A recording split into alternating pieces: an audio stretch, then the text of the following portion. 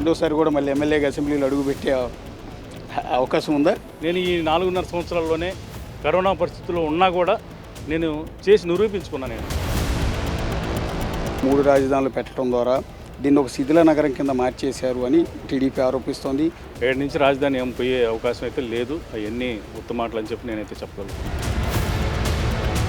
అప్పట్లో కాంగ్రెస్ పార్టీలో పనిచేసిన పాత నాయకులందరినీ కూడా ఆమె ఆకట్టుకుని మళ్ళీ తిరిగి సొంత గూటికి తీసుకెళ్లే ప్రయత్నాలు చేస్తున్నారు. ఇదంతా మీ పార్టీ మీద మీ మీద ఎఫెక్ట్ ఏం లేదా? విలువన చీల్చేసి ఆంధ్రప్రదేశ్ని నట్టేంట్లో ముంచి వెళ్ళారు కాబట్టి కాంగ్రెస్ వాళ్ళు ఆ పబ్లిక్ అంతా జగన్మోహన్ రెడ్డిని ఓన్ చేసుకున్నారు.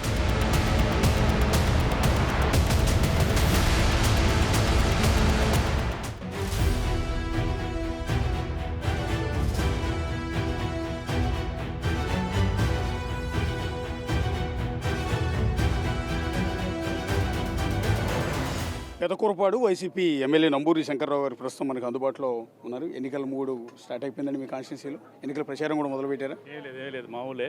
అన్నీ సచివాలయాలు, ఎక్కువ హాస్పిటల్స్ ఇవన్నీ ప్రారంభోత్సవాలు ఉన్నాయి.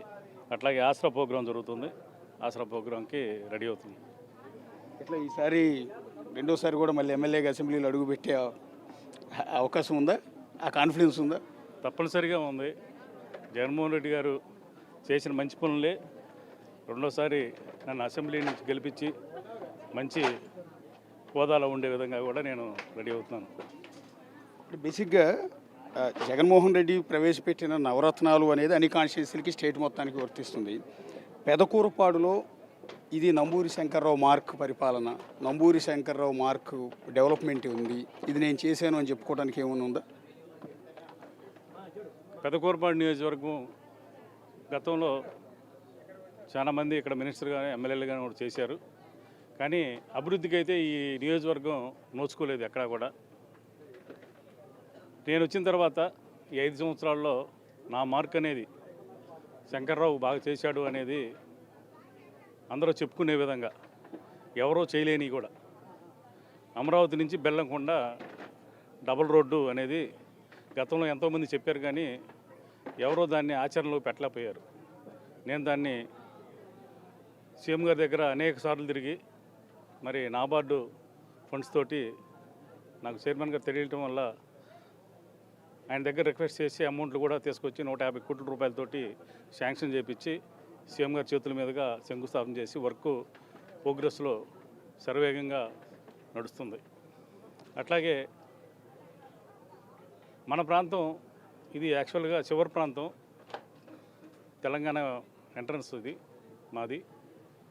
అచ్చంపేట మండలం మాదిపాడు దగ్గర కృష్ణానది పైన బ్రిడ్జి కనుకేస్తే మాకు డిస్టెన్స్ తగ్గిపోయింది. జగ్గేపేట ఇటు రాకుండా, విజయవాడ రాకుండా, గుంటూరు రాకుండా ఇటు నుంచి ఇటు మద్రాసు వెళ్ళడానికి ఒక 80-90 కిలోమీటర్స్ తగ్గుతుంది. దానివల్ల నేను ఆలోచన చేసి దాన్ని కూడా ఒక 66 కోట్లు పెట్టి బ్రిడ్జి శాంక్షన్ చేయించి టెండర్ పిలిపించడం కూడా జరిగింది. అది వస్తే ఆ ప్రాంతం పూర్తిగా కమర్షియల్గా డెవలప్ అవడానికి ఒక మంచి అవకాశం ఆ ప్రాంతానికి. అట్లాగే అమరావతి నుంచి తుళ్ళూరు వెళ్ళడానికి రోడ్డు లేదు గతంలో. ఇప్పుడు ఆ రోడ్డు కూడా 44 కోట్లు పెట్టి శాంక్షన్ చేయించాము. ముద్దూరు అనే పక్కనే ఇక్కడ పెద్ద వాగు వస్తుంది. వాగు వస్తే రాకపోకలో నిలిచిపోతూ ఉంటాయి. ఆ బ్రిడ్జి కూడా స్టార్ట్ చేసి వర్క్ నడుస్తూ ఉంది. అది కూడా ఒక 2 నెలల్లో అయిపోతుంది. ఇలాంటి పెద్ద పెద్ద ప్రాజెక్టులు, లింక్ రోడ్లు, ఎన్నో లింక్ రోడ్లు అసలు లేవు. లింక్ రోడ్లు వచ్చే రోజుకి లింక్ రోడ్లు అనేవి లేకపోతే ఆ రోడ్లు కూడా దాదాపుగా సుమారు ఒక 60 కోట్లు పెట్టి ఇప్పుడు ఆ రోడ్లు కూడా వేయించడం జరిగింది. కొన్ని ప్రాసెస్లో ఉన్నాయి, ఒక 2-3 ఇంకా లాస్ట్లో ఉన్నాయి. ఇవి కూడా వేస్తున్నారు. గత ప్రభుత్వానికి ఈ ప్రభుత్వానికి తేడా కూడా అదే. దాంట్లోనే నా మార్క్ అనేది కనబడింది. అట్లాగే ఇప్పుడే మీరు చూశారు, ఇప్పుడు ఈ హాస్పిటల్ 3.5 కోట్లు పెట్టి ఎక్స్టెన్షన్ ఈ హాస్పిటల్ ఇప్పుడే ప్రారంభోత్సవం చేసుకోవడం జరిగింది.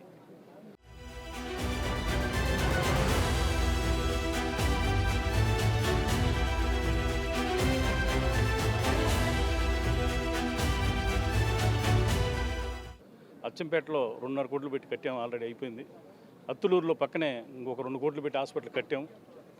హాస్పిటల్స్ మీదే 27 కోట్ల రూపాయలు నేను తీసుకొచ్చి హాస్పిటల్ కట్టించడం ఒక 2 ఏమన్నా ప్రోగ్రెస్లో ఉన్నాయి. అవి కూడా ఒక 3-4 నెలల్లో అయిపోతాయి. ఈ డెవలప్మెంట్ మరి గతంలో ఏ ఎమ్మెల్యే కానీ ఏ మినిస్టర్ కానీ వాస్తవంగా చేయలేకపోయారు ఊరు కూడా. నేను ఈ 4.5 సంవత్సరాల్లోనే కరోనా పరిస్థితుల్లో ఉన్నా కూడా నేను చేసి నిరూపించుకున్నా నేను. బేసిక్గా ఇది రాజధానికి లింకప్ అంటే రాజధానికి అమరావతికి అటాచ్డ్గా ఉన్న కాన్స్టిట్యున్సీ ఇది. మొత్తం చాలా గ్రామాలు రాజధాని పరిధిలోకి వస్తూ ఉంటాయి. సో రాజధానిని ఇక్కడ నుంచి తరలించారు జగన్మోహన్ రెడ్డి. 3 రాజధానులు పెట్టడం ద్వారా దీన్ని ఒక శిథిల నగరం కింద మార్చేశారు అని టీడీపీ ఆరోపిస్తోంది. 1500 రోజులుగా అమరావతి రైతులు ధర్నాలు ఆందోళనలు కూడా చేస్తున్నారు. ఆ ఎఫెక్ట్ మీ కాన్స్టిట్యున్సీ మీద ఎన్నికల్లో ఏమైనా పడే అవకాశం ఉంటుందా? మా కాన్షియన్స్ మీద అది ఏం ఎఫెక్ట్ లేదండి. ఎందుకంటే ఆయన 3 ప్రాంతాలు డెవలప్ చేయాలనుకున్నాడు. అంతేగాని ఇక్కడ రాజధాని తీసేయాలని ఆయన ఏం అనుకోవట్లేదు. అసలు అది ఆ కాన్సెప్ట్ లేదు. అసలు అది పబ్లిక్ రకరకాలుగా అనుకోవడం తప్పితే ఏడు నుంచి రాజధాని ఏం పోయే అవకాశం అయితే లేదు. అవన్నీ ఉత్తమాటలు అని చెప్పి నేనైతే చెప్పగలుగుతున్నాను. మీ మాజీ ఎమ్మెల్యే కొమ్మాలపాటి శ్రీధర్కి మీకు మధ్య వివాదం. బేసిక్గా మీరు వివాదాలకు దూరంగా ఉంటారు, కానీ ఒక్కసారి మాత్రం ఆయన షర్టు దించుకుని బనీన్తో రోడ్డు మీదకి వచ్చేసారు, మీకు సవాల్ విసిరారు. ఇసుక కుంభకోణంలో మీరు ఏదో స్కామ్ చేశారు, దోచుకున్నారు అని. ఆ తర్వాత మీరు కూడా సవాలంటూ టెంపుల్ ముందుకు వచ్చారు. ఎందుకు ఎప్పుడు లేనంత ఆవేశం, ఎందుకు ఆ వివాదం వచ్చిందండి? అది ఎందుకు వచ్చిందో వాళ్ళకే తెలియాలి. ఇక్కడ తప్పు చేయనప్పుడు ఏదో అబాండాలు వేస్తుంటే ఒకసారి చూస్తారు, 2 సార్లు చూస్తారు, 3వ సారి అయినా ఊరుకోరు కదా. ఇప్పుడు శాండ్ అనేది ఒక పాలసీ మ్యాటర్లో నడుస్తుంది, గవర్నమెంట్ నడుపుతుంది. అది దానికి శాండ్కి నాకు అసలు సంబంధం ఉండదు కదా. మీ అందరికీ తెలిసిందే. ఇప్పుడు 750 కోట్లు గవర్నమెంట్కి వస్తున్నాయి ఇయర్లీ. అది గవర్నమెంటు సంక్షేమానికి వాడుతూ ఉంది. ఇక్కడ ఏదో ఇసుక్కి సంబంధం ఏముంటుంది? అది ఊరకేదో ఆరోపణలు చేయాలని చెప్పి ఆరోపణలు చేయడం తప్పితే ఇక్కడ అతనికి నాకు పెద్ద, అతను కూడా వివాదాలకు పోయే వ్యక్తి కాదు, నేను కూడా అంతగా వివాదాలకు పోయే వ్యక్తిని కాదు. ఏదో ప్రజలు ఆశీర్వదించారు నన్ను, జగన్మోహన్ రెడ్డి గారు నాకు సీట్ ఇచ్చాడు, నేను పని చేయడానికి వచ్చాను తప్పితే వీళ్ళతోటి గొడవలు పెట్టుకొని ఇక్కడ ఏదో అభివృద్ధి చేయడానికి వచ్చాను. అంతేగాని వేరే రకంగా అయితే ఇక్కడికి. అప్పుడు కూడా మీరు అన్నమాట నాకు ఇప్పటికీ గుర్తు. నాకే బోల్డని బిజినెస్లు ఉన్నాయి, నేను వెళ్ళి ఇసుక దాంట్లో సంపాదించాల్సిన కర్మ నాకు పట్టలేదు అన్న మాట మీరు వాడారు. అవును, నాకు బిజినెస్లు ఉన్నాయి, నేను చూసుకుంటారు, మా పిల్లలు చూసుకుంటున్నారు. ఇక్కడ ఏదో నేను ఒక అవకాశం ఇచ్చాడు జగన్మోహన్ రెడ్డి గారు నాకు. నేను ఎప్పుడు కాదు, 2009లోనే రాజశేఖర రెడ్డి గారిని నేను సత్యనపల్లి సీట్ కోసం అడగడం జరిగింది. అప్పటి నుంచి నాకు అవకాశం దొరకలేదు. మాది బేసిక్గా కాంగ్రెస్ ఫ్యామిలీ, మా తాతల నుంచి మేము కాంగ్రెస్ ఫ్యామిలీ మాది. అప్పటి నుంచి అట్లాగే ఉన్నాం. కాంగ్రెస్ తర్వాత వైఎస్ జగన్మోహన్ రెడ్డి గారు పార్టీలోకి వచ్చాము మేము. అట్లాగే స్టాండర్డ్ అయిపోయి ఆయన దగ్గర అవకాశం దొరికింది. ఒక అవకాశం నాకు ఇచ్చాడు కాబట్టి దాన్ని ప్రూవ్ చేసుకున్నాను. ఇక్కడ ఈ ప్రాంతాన్ని పెదకూరపాడు నియోజకవర్గాన్ని, మా ఊరు పక్కనే ఈ నియోజకవర్గం ఆనుకుని ఉంటుంది కాబట్టి నాకు అక్కడ అవకాశం లేదు. ఇక్కడికి వచ్చి నేను ఇక్కడ ఎక్కువగా నాకు రిలేటివ్స్ కూడా ఉన్నారు నాకు ఈ ప్రాంతంలో మొత్తం కూడా. వాళ్ళందరూ కూడా నన్ను ఆశీర్వదించారు. నేను అందరికీ కూడా వివాదాస్పదంగా లేకుండా ఎవరికి అందరితోటి మంచిగా ఉండి ఇక్కడ పనిచేయడానికే వచ్చాను కాబట్టి అందరికీ పనిచేస్తాను. ముఖ్యంగా రైతులకి నేను అండగా ఉంటున్నాను. వాళ్ళకి నీళ్లు తెచ్చే ఏర్పాటు చేస్తున్నాను. అన్ని రకాలుగా కూడా నేను అండగా ఉంటాను. బేసిక్గా మీరు కమ్మ సామాజిక వర్గం నుంచి వచ్చిన ఎమ్మెల్యే. కమ్మ సామాజిక వర్గంలో చాలామంది చేస్తున్న ప్రధానమైన ఆరోపణ, జగన్మోహన్ రెడ్డి ఈ సామాజిక వర్గం అంటే మొదటి నుంచి కూడా వ్యతిరేకంగా ఉన్నారు. ఈ సామాజిక వర్గానికి సంబంధించిన వాళ్ళ భూములు ఉన్నాయి కాబట్టి అమరావతిని స్పాయిల్ చేశారు అంటూ వాళ్ళు ఆరోపిస్తున్నారు. మీరు ఆ కమ్యూనిటీ మీ వెనకే ఉందనుకుంటున్నారు ఇప్పటికి కూడా? కమ్యూనిటీ పరంగా అనేది అట్లా లేదండి. అన్ని క్యాస్ట్లకి నేను పని చేసుకుంటూ పోవటం తప్పితే ఒక కులానికి వెనకేసుకొని వచ్చే అవకాశం లేదు. పార్టీయే పేదల పార్టీ అసలు మాది. అందరూ సమానంగా పని చేస్తున్నాం తప్పితే ఇక్కడ ఎక్కడైనా మీరు కావాలంటే ఈ పక్కనే ఉండే మా సామాజిక వర్గం విలేజ్లు కూడా ఉన్నాయి, మీరు పోయి ఎంక్వైరీ చేసుకోండి టీడీపీ వాళ్ళ దగ్గరైనా. అట్లా నేను ఎప్పుడు కూడా ఎవరు వచ్చినా సరే నేను పనిచేశాను. టీడీపీ లేదు, వైసీపీ లేదు, ఇంకో పార్టీ. ఆ సామాజిక వర్గంలో మీరంటే వ్యతిరేకత ఏమైనా ఉందా అని అడుగుతున్నా. ఏం లేదు, నేనంటే వ్యతిరేకత అంటూ ఎవరికేం లేదు. వాస్తవంగా ఎవరికేం లేదు. పర్సనల్గా ఒకళ్ళు ఇద్దరు ఎవరైనా ఉంటే తప్పితే అవి పర్సనల్ తీసుకోవడం తప్పితే మా సామాజిక వర్గంలో నా మీద ఎక్కడ యాంటీ అనేది కూడా లేదు. అదే సామాజిక వర్గం అంటే జగన్మోహన్ రెడ్డికి పడదు అంటుంది. నిజంగా ఆ వివక్ష ఉందా మీ మీద? మీరు అదే సామాజిక వర్గం నుంచి వచ్చారు, మిమ్మల్ని ఎమ్మెల్యే చేశారు ఆయన. అట్లా ఏం లేదండి. అట్లా ఊరికి అనుకోవడం తప్పితే ఎందుకు ఉంటుంది అట్లాగా? బేసిక్గా మీరు కాంగ్రెస్ పార్టీ అన్నారు ఇందాక. కాంగ్రెస్ పార్టీ మా కుటుంబం అంతా కూడా. మళ్ళీ అదే కాంగ్రెస్ పార్టీ ఇప్పుడు రీయాక్టివేట్ అయింది. ఆ కాంగ్రెస్ పార్టీకి అధ్యక్షురాలుగా మీ నాయకుడు జగన్మోహన్ రెడ్డి సోయాన సోదరి తోడబుట్టిన చెల్లెలే ఆ పార్టీ అధ్యక్షురాలు అయ్యారు. మీ మాదిరిగా అప్పట్లో కాంగ్రెస్ పార్టీలో పనిచేసిన పాత నాయకులందరినీ కూడా ఆమె ఆకట్టుకుని మళ్ళీ తిరిగి సొంత గూటికి తీసుకెళ్లే ప్రయత్నాలు చేస్తున్నారు. ఇదంతా మీ పార్టీ మీద మీ మీద ఎఫెక్ట్ ఏం లేదా?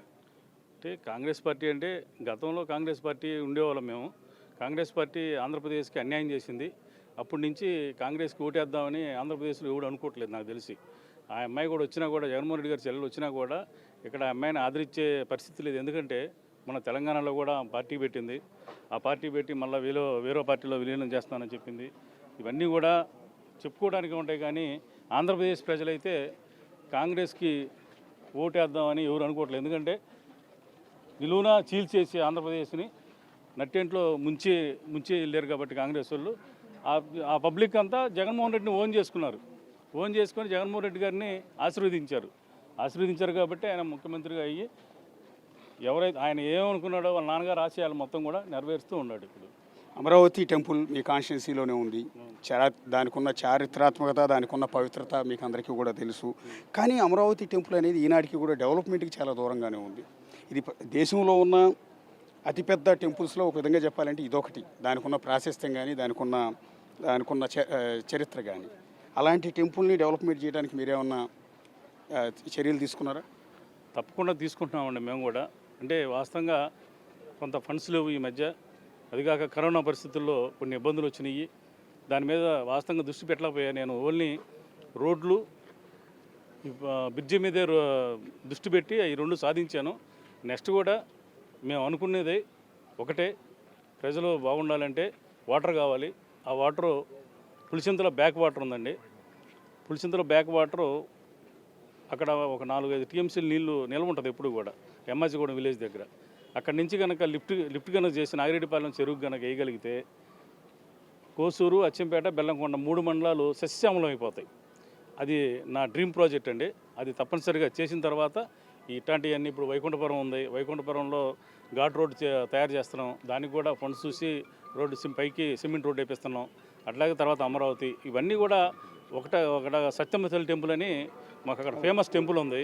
దాంట్లోకి వెళ్ళడానికి గతంలో ఇక్కడ చాలామంది చేశారు, చాలామంది ఎమ్మెల్యే చేశారు, మినిస్టర్లు చేశారు. ఫారెస్ట్లో పర్మిషన్ తీసుకురాలేకపోయారు. నేను ఈ 4.5 సంవత్సరాల్లో నేను పర్మిషన్ తీసుకొచ్చి రోడ్డు కూడా వేయడం జరిగింది. అంత డెవలప్మెంట్ చేస్తున్నాం అక్కడ. ఒకటి కాదు, అట్లాగే కోలూరు ఆంజనేయ స్వామి గుడి, మరి కోలూరు పులిచింతల డ్యాంలో పోతే అక్కడ మనకి ల్యాండ్ ఇవ్వకపోతే ల్యాండ్ తీసుకొని కలెక్టర్ గారి దగ్గర దాన్ని ఫైట్ చేసి ఇప్పుడు దాదాపు 10 కోట్లు పెట్టి కోలూరు ఆంజనేయ స్వామి టెంపుల్ కూడా కడుతున్నాం. ఇవన్నీ ఇంత టైంలో నేను ఇవన్నీ ప్రోగ్రెస్లో తీసుకొచ్చాను. ఇంత పర్మిషన్లు తీసుకురావడం కానీ, ఇంత డెవలప్మెంట్ కానీ మరి ఎవరన్నా చేశారా గతంలో? నేను చేశాను. నా మార్క్ అనేది నేను చూపించుకున్నాను. ఇప్పుడు ఎమ్మెల్యేలకు సంబంధించిన లిస్టు విడుదల చేస్తున్నారు జగన్మోహన్ రెడ్డి. రాష్ట్ర వ్యాప్తంగా జగన్మోహన్ రెడ్డి లిస్టు రిలీజ్ చేస్తున్నారంటే చాలామంది భోజనం చేయడం మానేశారు. షుగర్లు, బీపీలు పెరిగిపోతున్నాయి. లిస్టులో నా పేరు ఉంటుందా లేదా అని. ఇప్పటికీ చాలామంది ఎమ్మెల్యేల పేర్లు ఎగిరిపోయాయి. ఎంపీలు నేనే ఇక్కడ బలంగా ఈ నియోజకవర్గాన్ని వదిలిపెట్టి వెళ్ళను అనుకున్న ఎంపీ క్యాండిడేట్లు కూడా లిస్టులో తప్పారు. కానీ నంబూరు శంకర్రావు పేరు లిస్టులో నుంచి తప్పిస్తారన్న ఆలోచన కూడా ఎవరికి రావట్లేదు. అంటే ఈ స్థాయిలో మీరు సిమెంట్తో పిల్లర్లు వేసుకుని పాతుకుపోవటం కారణం ఏంటండి? అంటే నేను మంచి చేశాను కాబట్టి నాకు ఈ అభివృద్ధి చేశాను, మంచి చేశాను. ప్రజలు కూడా నన్ను ఆదరిస్తున్నారు. అవతల పార్టీకి క్యాండిడేట్ కోసం చూసుకునే పరిస్థితి ఏర్పడింది. జనసేన, తెలుగుదేశం పార్టీ రెండు కూడా కలిసి పోటీ చేస్తున్నాయి. 2019లో భిన్నమైన పరిస్థితులు ఉన్నాయి. రెండు పార్టీలు వేరువేరుగా పోటీ చేశాయి కాబట్టి చీలిపోయాయి. దానివల్ల మీలాంటి వాళ్ళ గెలిచారు అనేది టీడీపీ చేస్తున్న ఆరోపణ. ఈసారి మేమిద్దరం కలిసాం కాబట్టి 170 స్థానాల్లో మేమే గెలుస్తూ ఉంటున్నారు వాళ్ళు. సాధ్యమేనది? అంటే ఎప్పుడూ కలిసే ఉన్నారండి వాళ్ళు. పవన్ కళ్యాణ్, చంద్రబాబు ఎప్పుడూ కలిసే ఉన్నారు. ఇడిపాల ఆయన anti vote last time anti vote మళ్ళీ అటు పడిద్దని చెప్పి ఆయన మళ్ళీ సపరేట్గా నుంచోబెట్టాడు. అంతేగాని చంద్రబాబు పవన్ కళ్యాణ్ ఎప్పుడూ కలిసే ఉన్నారు, ఎప్పుడు కలిసే నడుస్తూ ఉంటారు వాళ్ళు.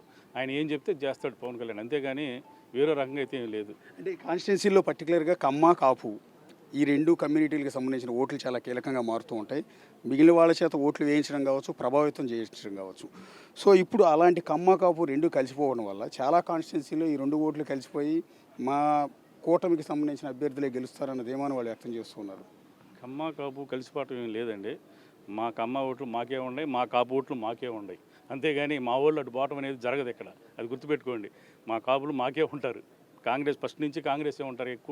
ఎక్కువ పర్సెంట్ ఈ ఏరియా వాళ్ళు. అట్లాగే నాకు వైఎస్ఆర్సీపీకి వచ్చారు, అట్లాగే ఉంటారు. కానీ అవతలకు పోవటానికి, అవతల ఓటేయడానికి కూడా ఇష్టపడరు వాళ్ళు. మీ పర్సనల్కి సంబంధించిన ఒక్క మాట అండి. బేసిక్గా ఇంతసేపు మీతో మాట్లాడాను, ఇంతకుముందు మిమ్మల్ని ఎప్పుడు ఇంటరాక్ట్ కాలేదు. మీతో మాట్లాడినంతసేపు ఒక పొలిటీషియన్స్తో మాట్లాడే ఫీలింగ్ రావట్లా. వివాదరహితుడిగా, చాలా సౌమ్యుడిగా, చాలా ఫెయిర్గా కనిపిస్తున్నారు. ఇప్పుడున్న పాలిటిక్స్లో మీలాంటి వాళ్ళు ఎలా సస్టైన్ కాగలుగుతున్నారని అడిగితే, ఎందుకంటే నా ఉద్దేశంలో బూతులు తిట్టాలి అవతల వాళ్ళని, వాళ్ళతో తిట్టించుకోవాలి, వాళ్ళతో గొడవ పడాలి, తనులాట్లకి వాళ్ళ ఆస్తుల మీద దాడులు చేయాలి, లాక్కోవాలి, స్కాములు చేయాలి, ఇవేమీ లేకుండా ఎలా సస్టైన్ కాగలుగుతున్నారని. పబ్లిక్కి బూతులు కావాలా, అభివృద్ధి కావాలా, ఈ రెండే కాన్సెప్ట్. అర్థమైందా? నేను ఏది చేసినా సంపూర్ణంగా మంచితనంగా మంచిగా పనులు చేస్తాను, అంతబట్టికే. బూతులు తిడితే ఏమొస్తుంది? వాడు కూడా 2 తిడతాడు, అంతే కదా జరిగేది. మళ్ళీ మనం 2 తిడతాం, ఏమన్నా వస్తుందా? అభివృద్ధి జరిగిద్దా? ఏమన్నా అభివృద్ధి జరిగిద్దా చెప్పండి. బూతులు తిట్టేవాళ్ళు ఉన్నారు, తిట్టుకునే వాళ్ళు ఉన్నారు కదా. ఎవడన్నా అభివృద్ధి చేసేవాడు ఉన్నాడు వాళ్ళలో? దాని మీద దృష్టి పెడతాడా? నేను ఆ జోలి పోకుండా నా పని నేను చేసుకుంటూ ప్రజలకు ఏం కావాలో నేను 24 గంటలు అందుబాటులో ఉండి వాళ్ళ డెవలప్మెంట్ కోసం, నియోజకవర్గం డెవలప్మెంట్, నేను వచ్చింది సార్థకం చేసుకోవడానికి వచ్చా నియోజకవర్గాన్ని. ఈ నియోజకవర్గాన్ని రూపురేఖలో ఎట్టి పరిస్థితుల్లో కూడా నేను మారుస్తాను అనుకుంటున్నాను. ఎట్టి పరిస్థితుల్లో మారుస్తాను. నాకు ఇంకో పీరియడ్ కూడా ఇస్తారు జనం, పబ్లిక్. ఆ పీరియడ్లో 5 సంవత్సరాల్లో పెదకూరపాడు నియోజకవర్గాన్ని రూపురేఖలు మారుస్తాను. మీ టీంతో మాట్లాడితే వాళ్ళు చెప్తూ ఉన్నారు, ఒక ఎంప్లాయీ పనిచేసినట్టుగా ఉదయం 6 గంటల నుంచి లేచిన దగ్గర నుంచి రాత్రి వరకు ఇదే పని మీద ఉంటారు అని. నాకు తెలిసి మీకు చాలా రియల్ ఎస్టేట్ కంపెనీలు అవన్నీ ఉన్నాయి, చాలా పెద్ద పెద్ద కంపెనీలు ఉన్నాయి, అవి పూర్తిగా వదిలేశారా? మా పిల్లలు చూసుకుంటున్నారు, నా డైరెక్షన్లో వాళ్ళు నడుపుతూ ఉంటారు. నేను మా మిస్సెస్ ఇద్దరం ఇక్కడ ప్రజాసేవ చేద్దాం అనుకున్నాను. నాకు అవసరం లేదు, ఆస్తి సంపాదిద్దాం అన్న ఆలోచన కూడా లేదు ఇక. అలాంటి టైంలో నేను మా పిల్లలకి అప్పచెప్పేసి నేను ఇక్కడికి వచ్చాను. కాబట్టి నేను ఇక్కడ వీళ్ళందరూ కూడా నా అన్నదమ్ములు, నా పిల్లల్లాగే నేను చూసుకొని ఈ నియోజకవర్గాన్ని అట్లా డెవలప్ చేద్దామని, నా ఫ్యామిలీని ఎట్లా డెవలప్ చేశానో నియోజకవర్గాన్ని కూడా నేను అలాగే డెవలప్ చేసి నిరూపిస్తాను. మీ కాన్స్టిట్యున్సీ గురించి మాట్లాడుకున్నాం ఇప్పటిదాకా. ఓవరాల్గా పార్టీ గురించి ఒకసారి మాట్లాడదాం. ఇప్పుడు ఏదైతే టికెట్లు ఉన్న క్యాండిడేట్లను మార్చడం కావచ్చు, ఈ నియోజకవర్గంలో ఉన్న అభ్యర్థిని ఇంకో కాన్స్టిట్యున్సీకి మార్చడం, లేకపోతే కొంతమందిని తప్పించేయటం, ఇదంతా పార్టీ మీద ఏమి ఎఫెక్ట్ పడదా? అంటే దీనివల్ల ఉన్న అభ్యర్థులు కూడా ఓడిపోయే అవకాశం ఉంటుంది, అది మా గెలుపుకి అవకాశంగా మారుతుందని తెలుగుదేశం పార్టీ, జనసేన అంటూ ఉన్నాయి. అట్లా ఏముండదండి. కొంచెం జగన్మోహన్ రెడ్డి గారు ఏవే కానీ ఇదంతా కానీ క్యాండిడేట్ల మీద అంత ప్రభావం అయితే చూపించదు అనుకుంటున్నాను. ఏదైనా చిన్న చిన్న లోపాలు ఉంటే ఆ క్యాండిడేట్ సర్దుకొని అవతలకి వెళితే ఆ బ్యాడ్ ఉండదనే ఉద్దేశంతో సీఎం గారు మారడం తప్పితే ఎక్కడా కూడా ఆ ప్రాబ్లం అయితే లేదు. అంటే రాష్ట్రంలో మొత్తం సంక్షేమ పథకాల పేరుతో ఉచితంగా డబ్బులు పంపిణీ చేస్తున్నారు, నవరత్నాల పేరుతో జనాలందరి అకౌంట్లో డబ్బులు వేస్తున్నారు తప్ప స్టేట్లో డెవలప్మెంట్ అంటూ ఏమీ చేయటం లేదు అన్న విమర్శ కూడా మీ ప్రభుత్వం మీద ఉంది. అశోక్ గారు, ఇప్పుడు నేను చేసిన డెవలప్మెంట్ చెప్పాను కదండి. ప్రతి నియోజకవర్గంలో కూడా సుమారు స్కూల్స్కి 50 కోట్ల నుంచి 100 కోట్ల వాటికి స్కూల్స్ డెవలప్మెంట్స్ జరిగినాయండి. గతంలో దీంట్లో కనీసం 10% కూడా జరగల స్కూల్స్లో ఎక్కడ. హాస్పిటల్స్ నేను 27 కోట్లు తీసుకొచ్చాను ఈ నియోజకవర్గానికి హాస్పిటల్స్ బిల్డింగ్కి. మరి దీంట్లో కనీసం 10% గత ప్రభుత్వంలో తెచ్చారా? తెలుగుదేశం ప్రభుత్వంలో. నేను ఈ నియోజకవర్గం వచ్చిన తర్వాత దాదాపు 27 కమ్యూనిటీ హాల్స్ తీసుకొచ్చాను. షాదిఖానాలు కానీ, కమ్యూనిటీ హాల్ కానీ, బీసీ కమ్యూనిటీ హాల్ కానీ, ఎస్సీ కమ్యూనిటీ హాల్ కానీ నేను తీసుకొచ్చాను. ఆల్రెడీ కన్స్ట్రక్షన్లో ఉండే కొన్ని ఈరోజు కూడా ప్రారంభోత్సవానికి రెడీగా ఒకటి ఉంది. ఇప్పుడు వెళ్తున్నాను. ఇన్ని నేను చేశాను. మరి ప్రతి నియోజకవర్గంలో కూడా డెవలప్మెంట్ ఇట్లాగే ఉంది. గత ప్రభుత్వంలో బడ్జెట్ ఇదే, ఈ ప్రభుత్వంలో కూడా బడ్జెట్ ఇదే. సంక్షేమ కార్యక్రమాలు ఎక్కడ ఆకుండా ఇచ్చాడా లేదా? ఎక్కడన్నా ఏదైనా ఆపాడని చెప్పండి. చంద్రబాబు ఆపాడని నేను చెప్తాను, ఎన్నో ప్రూఫ్లు చేస్తాను. జాబులు ఇచ్చాడని చెప్తున్నాడు ఆయన. బాబు వస్తే జాబ్ వస్తున్నారు. జగన్మోహన్ రెడ్డి గారు వస్తే సచివాలయం స్టాఫ్ దాదాపు 1,57,000 ఉద్యోగాలు వచ్చినాయి. సరే, అన్అఫిషియల్గా ఇచ్చిన వాలంటీర్లు మేము లెక్కేసుకోవట్లేదు. మిగతా ఈ టీచర్స్ కానీ ఇవన్నీ కూడా కలిపి 2,08,000 ఉద్యోగాలు ఇవ్వటం అయితే జరిగింది. మీ ప్రభుత్వంలో, తెలుగుదేశం ప్రభుత్వం 5 సంవత్సరాల్లో మీరు ఇచ్చింది 30,000 ఉద్యోగాలు. మరి ఉద్యోగాలు ఎవరు ఇచ్చారు? మేము ఇచ్చామా, మీరు ఇచ్చారా? డెవలప్మెంట్ మేము చేశారా, మీరు చేశారా? సంక్షేమ కార్యక్రమాలు మీరు ఇచ్చారా, మేము ఇచ్చామా? ఇంతకన్నా ప్రూఫ్ ఎవరు చెప్పాలో ఒకసారి ఆలోచన చేసుకోండి. తెలుగుదేశం వాళ్ళు ఎల్లో మీడియా పేపర్ ఉందని చెప్పి పేపర్లో ఊరకు ఓదగొడతాం, టీవీల్లో ఓదగొడతాం, ప్రభుత్వాన్ని బ్యాడ్ చేయడం తప్పితే రండి డిబేట్కి రండి. మీరు ఏమి ఇచ్చారో మేము ఇచ్చారో మాట్లాడుకుందాం రండి. అభివృద్ధి ఎక్కడ లేదో రండి చూద్దాం. మా నియోజకవర్గం రండి. మీరు ప్రభుత్వం ఏం చేశారు రండి. ఎన్ని రోడ్లు వేశారో, నేను ఎన్ని రోడ్లు వేసాను రండి. ఇంతకన్నా ప్రూఫ్ ఏం కావాలో మీ ద్వారా నేను చెప్తాను. నెక్స్ట్ మీకు పోటీగా తెలుగుదేశం పార్టీ నుంచో లేకపోతే జనసేన నుంచో టీడీపీ అభ్యర్థి అయితే సమర్థుడు అనుకుంటున్నారా? డి అంటే డి అనేది, లేకపోతే జనసేన వైపు నుంచి క్యాండిడేట్ నిలబెడితే మీరు గట్టి టఫ్ ఫైట్ ఇద్దాం అనుకుంటున్నారు? ఎవరైనా ఒకటే. నాకు ఎవరైనా ఒకటే, జనసేన లేదు, అసలు ఎవరైనా గెలుపు అనేది నాది. ఈసారి గెలిస్తే, ఈసారి మళ్ళీ నంబూరు శంకర్రావు ఇక్కడ నుంచి గెలిస్తే ప్రభుత్వం వైఎస్ఆర్ ప్రభుత్వం మళ్ళీ ఏర్పడితే ఆ ప్రభుత్వంలో క్యాబినెట్లో నంబూరు శంకర్రావును చూడగలము, పర్టికులర్ ఈ సామాజిక వర్గం తరఫు నుంచి. అది సీఎం గారు ఇష్టాల మీద ఉంటుంది, నేను ఉంటుందని నేను అనుకుంటున్నాను. ఇది నంబూరు శంకర్రావు, పెదకూరపాడు ఎమ్మెల్యే నంబూరు శంకర్రావుతో నేనే ఎమ్మెల్యే కార్యక్రమం. మరొక నియోజకవర్గంలో మరొక నాయకుడితో మళ్ళీ ఈ ప్రోగ్రాంలో కలుద్దాం. అంతవరకు signing off. This is Ashok.